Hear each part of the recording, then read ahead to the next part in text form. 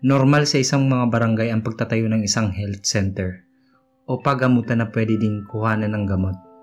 Pero paano kung ang kinukuhanan mo pala ng gamot sa umaga ay tahan din ng mga espiritu at kakaibang nilalang sa gabi? Ako nga pala si EJ. Bata pa lang ako, mulat na ako sa iba't ibang kwentong kababalaghan sa health center na katabi ng bahay namin. Ang bahay namin ay nakatayo sa likod nito. Kung kaya naman bago ka pa makarating sa amin, ay isang mahabang iskinita ang dadaanan mo, kung saan kami lang ang nakatira. Maraming kwento ang minsan tumatakot din sa akin, pero di ko na lang pinapansin dahil ang katwiran ko, sanayan lang yan. Halos 18 years na akong naninirahan sa bahay pero wala naman akong napapansing kakaiba sa pagbabaybay ko sa iskinita sa health center hanggang sa dumating ang isang araw na ako mismo ang nakakita sa mga kwento ng mga kapitbahay namin. Na hindi lang pala isa kundi madami sila. Isang maulan na gabi yun nung umuwi akong nakainom galing sa inuman ng bahay ng kakasi ko. Pasado 1:00 ng umaga nang ako ay makarating sa gate namin. Dahil nga nakainom ako, medyo umiikot-ikot pang paningin ko at nararamdaman ko ang pagkahilo kung kaya naman pagbukas ko ng gate ay humawak agad ako sa pader ng health center para hindi ako matumba.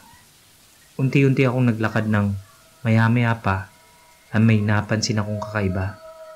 May naaaninag akong isang matandang babae na nakasuot ng puting damit na tila inaabot ang kanyang kamay. Pero wala akong makita muka. Naglakas loob na lang akong lampasan ng babae at nagawa ko naman.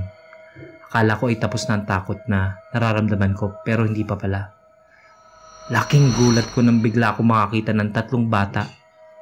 At kung hindi ako nagkakamali, ang isa sa kanila ay walang ulo, habang ang dalawa naman ay walang kamay. Sa puntong yun, nawala ang hilo ko at nanlaki ang mga mata ko. Gusto kong tumakbo pero di ko magawa talaga. Naglakas ng loob akong maglakad dahan-dahan at magpanggap na wala akong nakikita. Ngunit ramdam ko na sa bawat akbang ko ay nakatitig sila. Malapit na ako sa pinto ng bahay namin nang bigla akong mapahinto. Doon ko naman nasaksihan ng isang lalaki na mata lang ang aking nakikita. At wala siyang bibig at parang nasusunog. Lalo akong nanlambot dahil hindi ako makapasok ng bahay dahil sa gitna mismo siya ng pintuan. Napapikit na lang ako at napadasal ng ama namin. Lumipas din ang halos 1 minuto sa sobrang takot ko kakadasal. Sa pagdilat ng mata ko, laking gulat ko na naglaho bigla ang mga nakita ko. Sa oras din na yun, nagmamadali na akong pumasok ng bahay at nilako ang pinto. Dumiretso ako agad sa kwarto at nagdasal ulit. Doon ko naisip kung gaano talaga makapangyarihan ang dasal at pananampalataya. Sa ngayon, sa tuwing papasok ako sa gate namin, nagdadasal muna ako para hindi ko na makita ang mga espiritu o anumang nilalang na nakita nung gabing yun.